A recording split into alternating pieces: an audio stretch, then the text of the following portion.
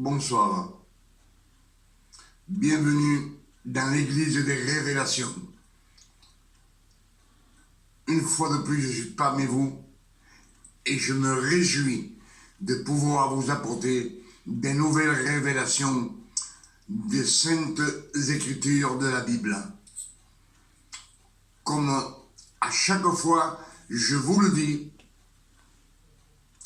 les écritures de la Sainte Bible ont été inspirées par le Saint-Esprit, par le Père éternel lui-même. Pour cela,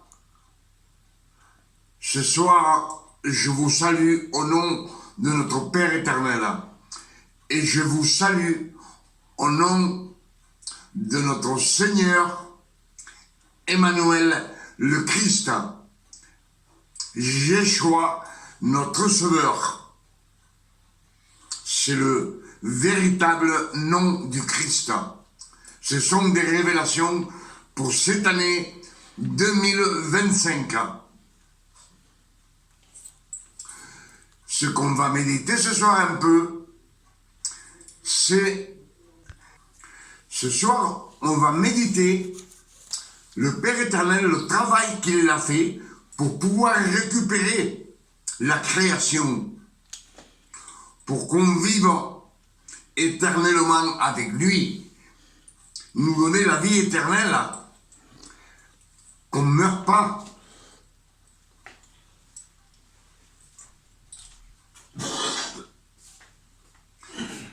Quand le Père éternel mit Adam et Ève dans le jardin d'Éden,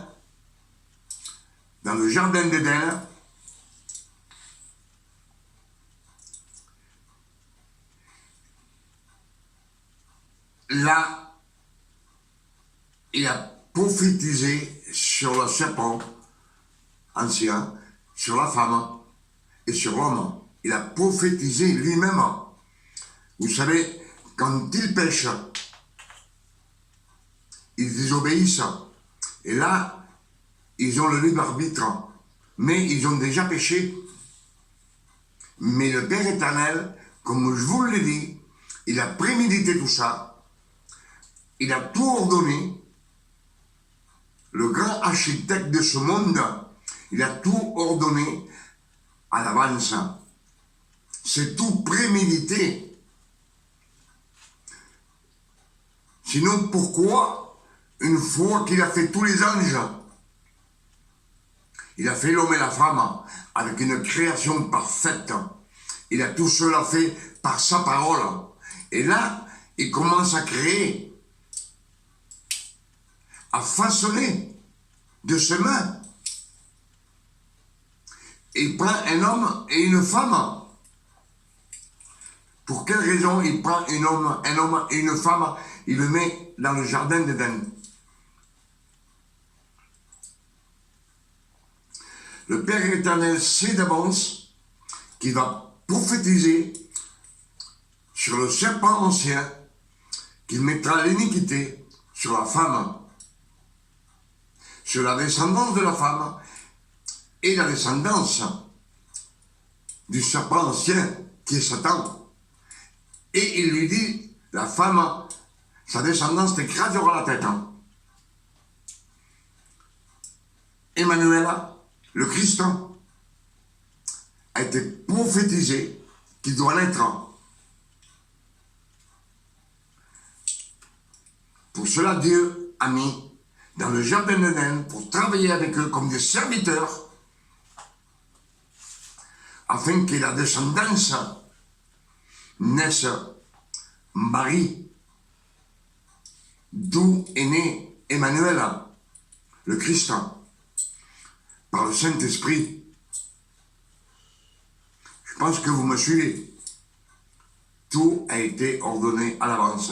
Alors, quand il les fait partir du jardin d'Éden, car ils ont désobéi, ils partent. Dieu les fit partir. Il n'est pas fâché avec eux. Puisqu'il sacrifie des bêtes innocentes, et il les couvre de peau, des vêtements de peau. Et là, il les fait sortir par amour, avec amour. Il les laisse aller. Là, regardez bien que Adam et Ève, c'était comme des dieux. Ils ont tombé en orgueil. Ils voulaient être comme Dieu. Ils étaient déjà comme Dieu, comme des dieux. Et ils ont voulu être plus encore, avoir plus de connaissances. Comme Lucifer est tombé en orgueil, mais des millions et des millions d'années avant que le Père éternel prenne l'homme et la femme et le mette dans un jardin sur la terre, en Éden.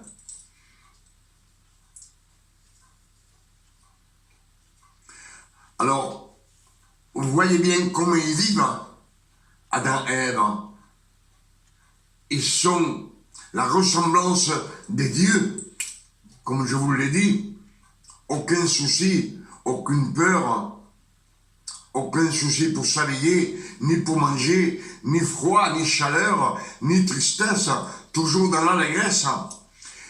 Et avec le péché, ils partent. Ils partent avec la mort, la tristesse, le froid, la faim. De travailler péniblement pour pouvoir manger,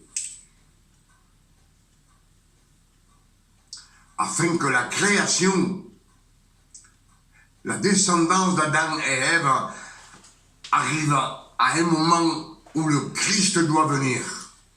Tout est prémédité à l'avance. Et je vais vous expliquer une chose. Genèse 3, verset 24. Quand Dieu fit partir Adam et Ève du jardin, comme je vous l'ai dit, ils sont sortis du jardin d'Éden avec la souffrance, la douleur, le manque de nourriture, le froid, la chaleur, le travail, de travailler péniblement.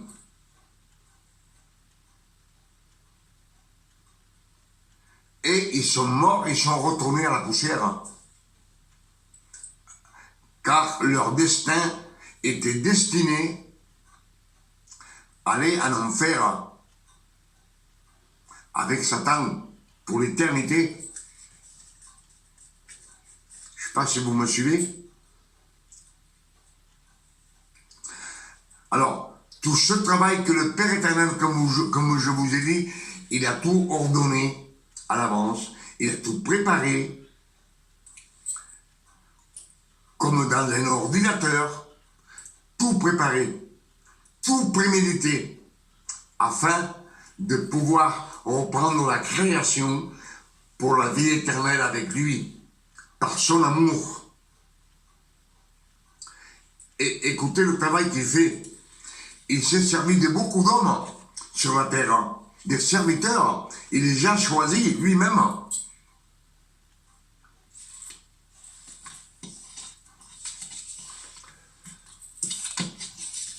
Moïse 2, verset 15.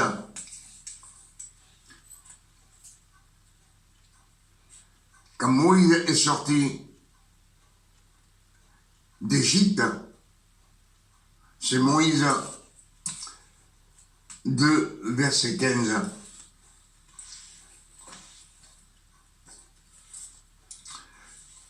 Dieu, le Père éternel, a choisi Moïse depuis sa naissance pour sauver le peuple d'Israël. Il l'a choisi. Vous voyez que à 3 mois déjà, 3 mois, il le met dans un, son père, sa mère le met dans un panier sur le fleuve, représente un peu l'arche de Noé. Il le met dans le panier et la sœur du pharaon le trouve sur les eaux du Nil et il le prend avec elle. Moïse est un juif, mais il est élevé par la sœur du pharaon d'Égypte. Alors, voyez-vous que c'est un prince. Un prince, voyez-vous comment il habite, un prince, comme il vit.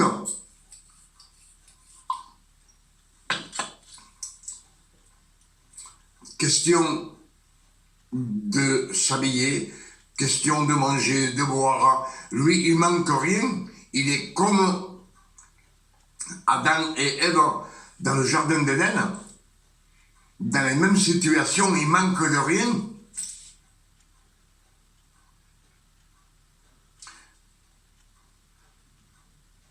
De nos jours, les princes, on voit comment ils vivent.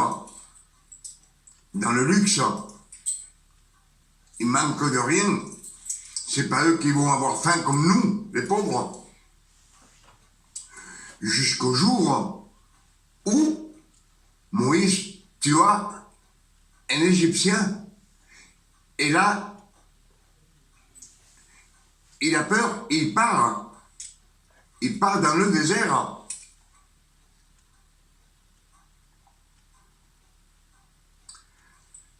Il part pourquoi? Parce qu'il a péché.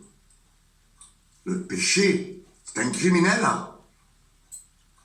Sûrement que Moïse aussi était un adultère, c'était un prince, la façon de vivre des princes à l'époque. Mais quand il part dans le désert, il est sorti d'Égypte où il était prince, avec tous les bonnes en abondance, mais il sort avec la souffrance dans le désert, la chaleur, le froid, la tristesse, la peur, le manque de nourriture, la soif.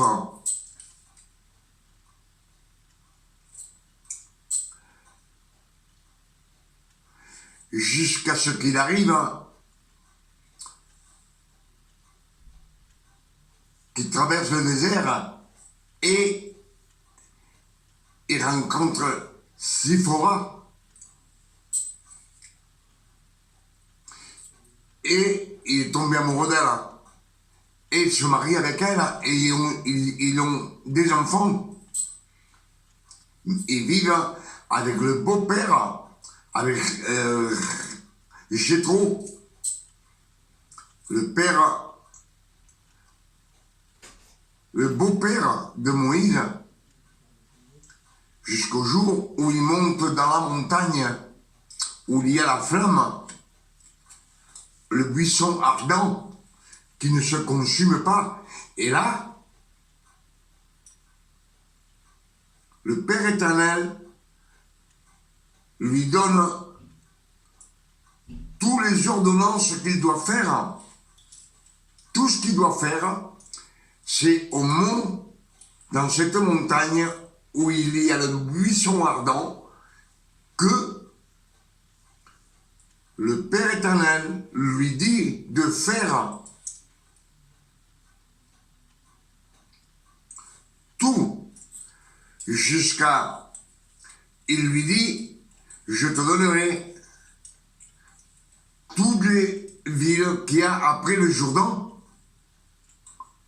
Ça représente loin. Ça représente peut-être 130 ou 140 ans après.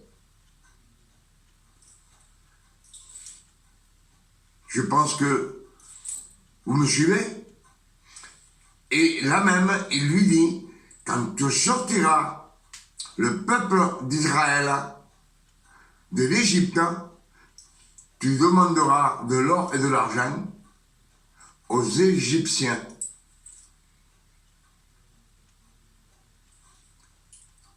Tout est préparé à l'avance, c'est prémédité à l'avance. Dieu le Père éternel sait ce qu'il veut faire. Satan, il ne le sait pas. Il sait ce que Dieu fait, mais pas pourquoi.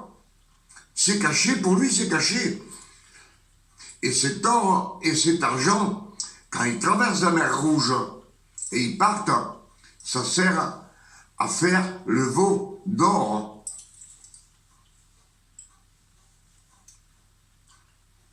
Ça sert à faire le veau d'or, à faire l'arche de l'alliance en or, à l'intérieur et à l'extérieur, qui représente Jésus, le Christ. Je dis toujours Jésus parce qu'on a ça depuis qu'on est né dans la mémoire, mais c'est le Christ, Emmanuel.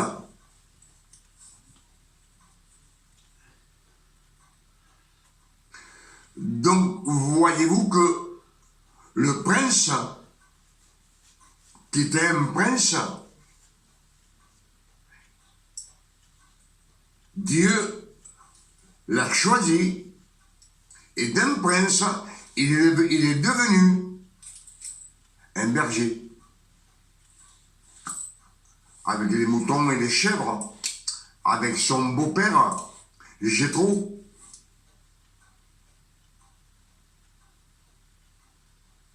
Voilà la différence d'un prince à un berger.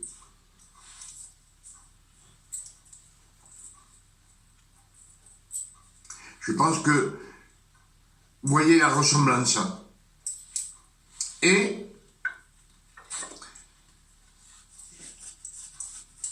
le Père éternel s'est servi d'Adam pour récupérer la création. Il s'est servi de Moïse pour sauver le peuple d'Israël, pour qu'il l'amène jusqu'à la croix, jusqu'à la grâce de notre Seigneur Emmanuel le Christ, et jusqu'à la résurrection d'Emmanuel. Et Jean 1, verset 14, et la parole a été fait chair. Jean 1, verset 14, la parole a été faite chair. La parole, c'est Dieu. Le Père éternel lui-même a pris la parole et il l'a fait chair. Dans le ventre de la Vierge est né Emmanuel, Emmanuel de chair et de sang. Voyez la souffrance que le Emmanuel, le Christ, a dû souffrir de sa naissance jusqu'à ce qu'on l'a crucifié. Vous le savez, c'est écrit. Il est venu prêcher dans la Judée. Lui, il annonçait le royaume de Dieu. Il dit à ses apôtres, allez-y et annoncez le royaume de Dieu est proche.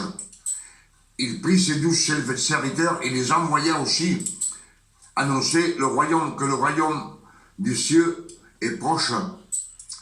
Mais il leur dit, allez simplement chez les brebis perdues d'Israël. Simplement chez eux. Pas chez les païens, pas chez les Samaritains, simplement pour les brebis d'Israël.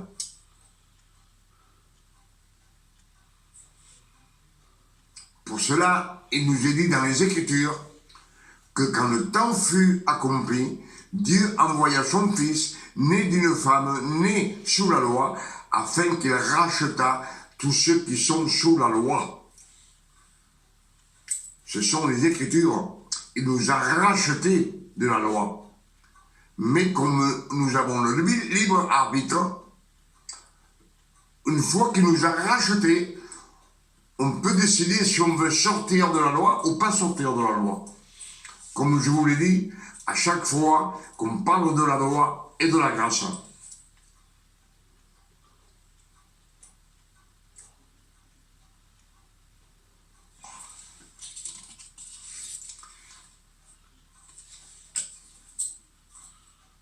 On voit bien que là, le Christ qui est Emmanuel, notre Sauveur,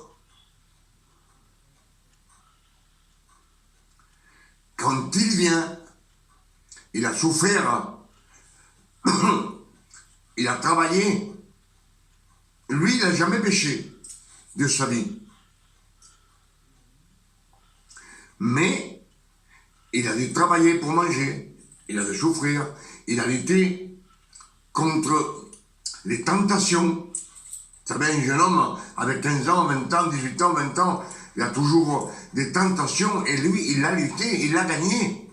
Pour cela, aucun péché n'a été commis par sa personne. Son âme est pure. Emmanuel est pur.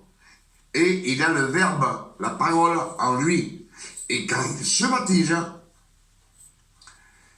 le Père éternel ouvrit les cieux et l'Esprit Saint, le Saint-Esprit descendit sur lui comme une colombe. Et là, comme je vous le dis toujours, il y a Emmanuel qui est de chair et de sang et d'os. Oui, et oui. Il y a la parole, il y a le Saint-Esprit. Ils sont trois. Et le Père éternel est en haut. Et lui, il dit, c'est mon fils. Alors, s'il y a Emmanuel, le Christ, Emmanuel, la parole, l'Esprit Saint, ça fait 3. Et le Père éternel est en haut, ça fait 4. C'est eux qui ont travaillé pendant les 6000 ans qui nous séparent de la création. Et en plus, ils continuent à travailler pour nous ramener et nous donner la vie éternelle.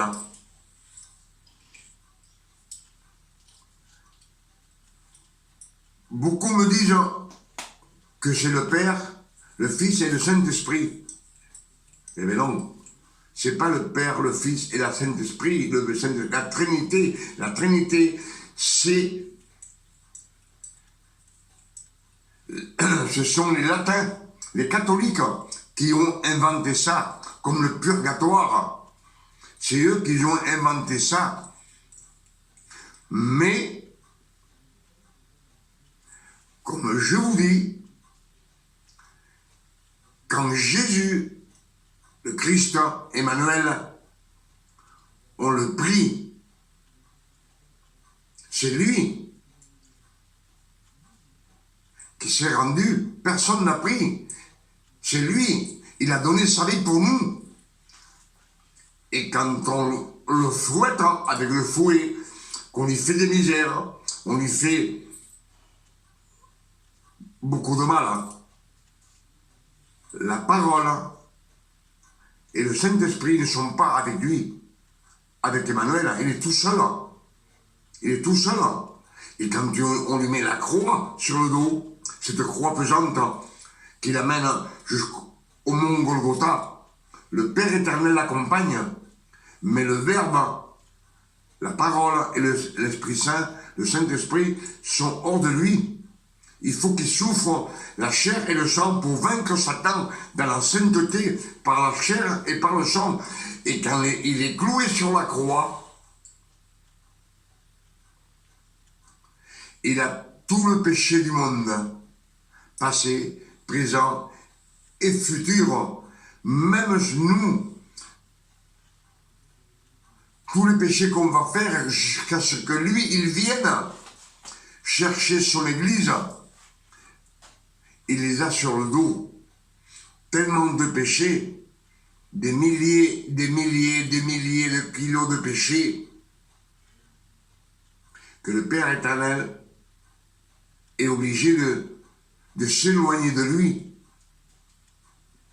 Il s'éloigne du péché, il ne peut pas rester avec cette énormité de péché. Et Emmanuel s'écrie, Père, mon Dieu, pourquoi m'as-tu abandonné? Là, il est tout seul. Emmanuel, il est tout seul. Il est en train de souffrir. La chair et le sang souffrent. Et on dit souvent, que c'est Dieu. Emmanuel, le Christ n'est pas Dieu, c'est le Fils que le Père éternel a choisi. Dieu le Père éternel a des millions, des milliers de fils, mais celui-ci a été choisi pour la rémission des péchés. On sait que le péché, c'est la mort. Le Christ sur la terre, c'était Dieu. Lui avait tout le pouvoir. On le sait, il marchait sur l'eau, il chassait les démons, il guérissait les malades, les lépreux, les sourds, les muets. Mais il n'est pas Dieu. Parce que ça aurait été Dieu, c'est la parole. Et l'Esprit Saint aurait été dedans de lui, il ne serait pas mort. Mais il est mort sur la croix, comme n'importe quelle personne humaine, il est mort. C'est le Père éternel qui l'a ressuscité. C'est lui qui l'a ressuscité au 3e jour. Et au 3e jour, il l'a assis à sa droite. Parce qu'il avait été choisi. Et lui, il n'avait commis aucun péché. Je pense que les Écritures sont claires de ce qu'on vient de méditer ensemble.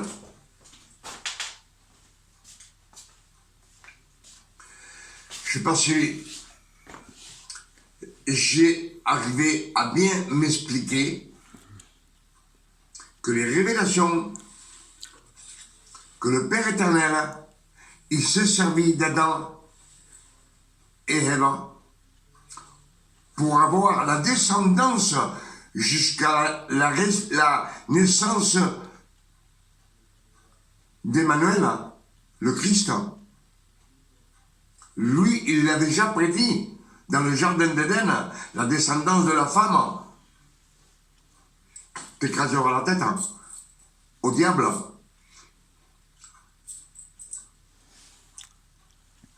Si Adam et Ève seraient restés dans le jardin d'Éden, il n'y aurait aucune descendance.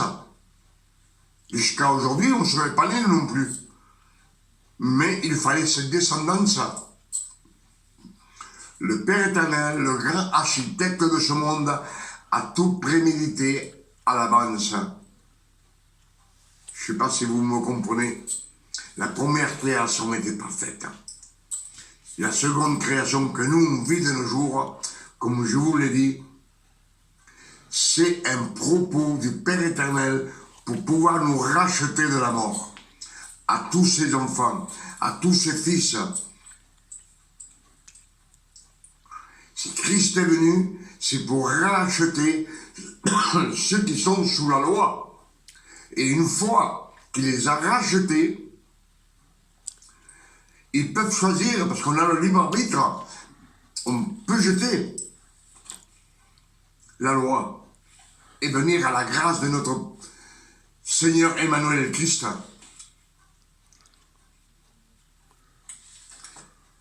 Quand on dit que le Dieu de ce siècle a aveuglé l'intelligence du monde entier pour qu'il ne vise pas briller la splendeur de l'Évangile. L'Évangile, c'est la grâce de notre Seigneur et Sauveur Emmanuel le Christ, qui est l'image du Père éternel.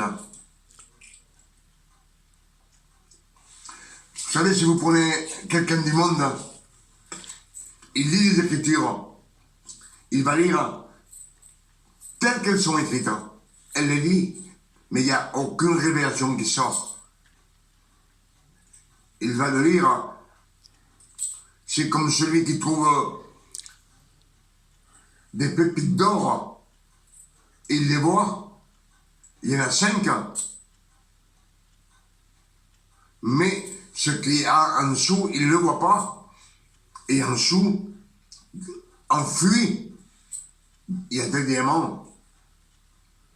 Il y a beaucoup de pépites d'or, des diamants, des rubis. Mais Son intelligence ne lui... Il ramasse ce qu'il a trouvé, puis il repart. Les gens du monde lisent les Écritures, mais si eux, ils n'ont pas plaisir à les lire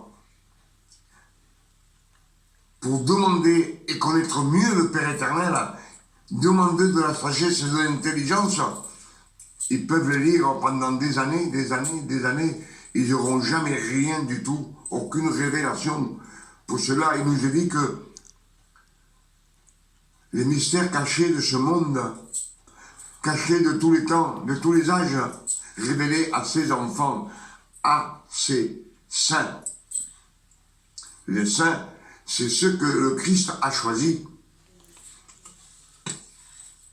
Le siècle a aveuglé l'intelligence du monde entier pour qu'ils ne vissent pas briller la splendeur de l'Évangile.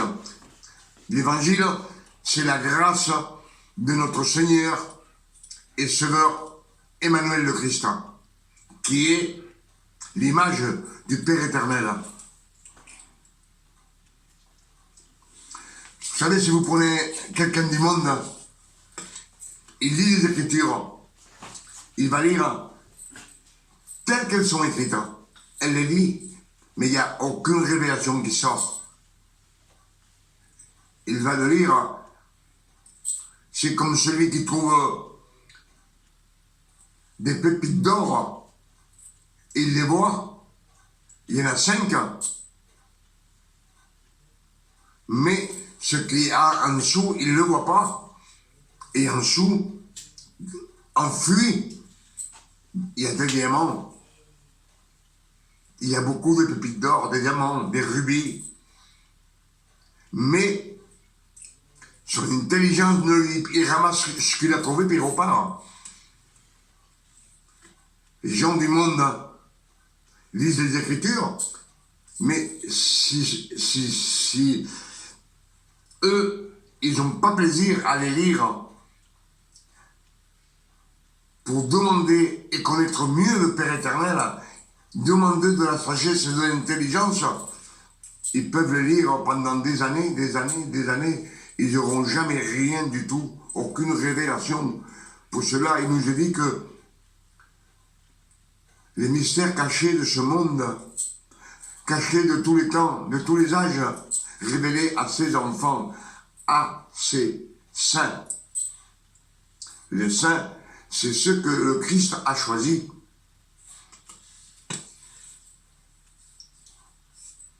Et quand lui, il choisit, s'il vous choisit pour être le plus grand pécheur du monde, comme la Samaritaine, le Christ lui a donné le don non mérité. C'est ça, la grâce de notre Seigneur Jésus-Christ.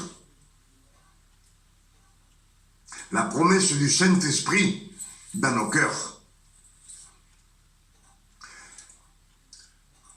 Avec ces quelques paroles, ces quelques messages qu'on a lus, que le Père éternel, il s'est servi d'Adam et Ève, il s'est servi de Moïse, et lui-même, la parole, il l'a fait chair.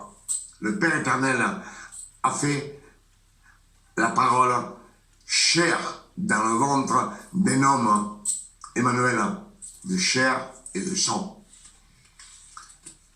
Je pense qu'aujourd'hui, on a eu beaucoup de révélations.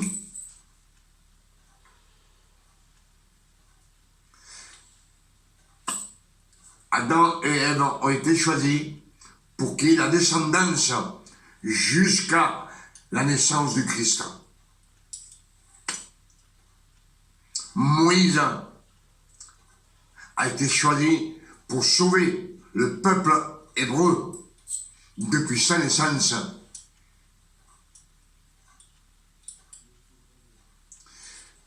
Et la parole, Dieu l'a fait chair. Il a choisi son Fils pour nous donner la vie éternelle,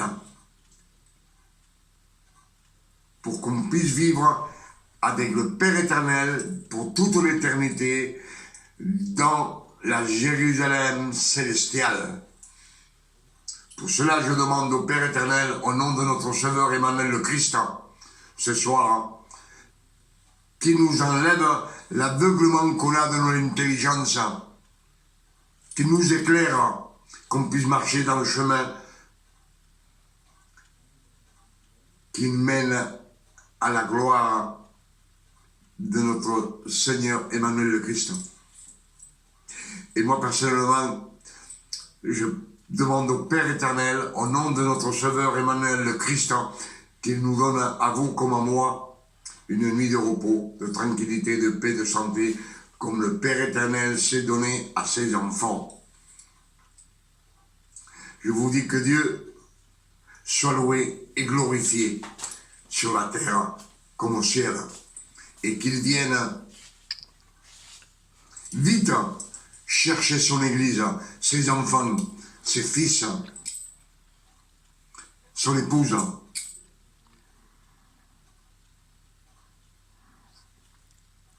Et souvenez-vous que nous sommes de chair et de sang, et nous avons l'esprit du Fils de Dieu dans nos cœurs, et nous avons la parole, là qui nous mène dans la vérité, dans le chemin, dans la joie, le chemin éclairé d'Emmanuel le Christ.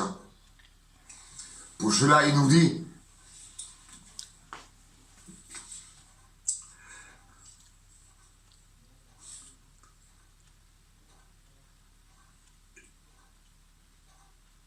Jean 8, verset 12, Jésus dit, je suis la lumière du monde. Celui qui me suit ne marchera jamais dans les ténèbres, mais il aura la vie, lumière de la vie, la lumière, celle qui nous éclaire, celle qui nous donne la révélation, celle qui nous donne le don non mérité, qu'on ne mérite pas, la grâce de notre Seigneur Emmanuel. Avec cela, je vous dis une bonne nuit à tous et que Dieu, le Père éternel, nous garde. À la prochaine, si Dieu, le Père éternel, le permet. Amen.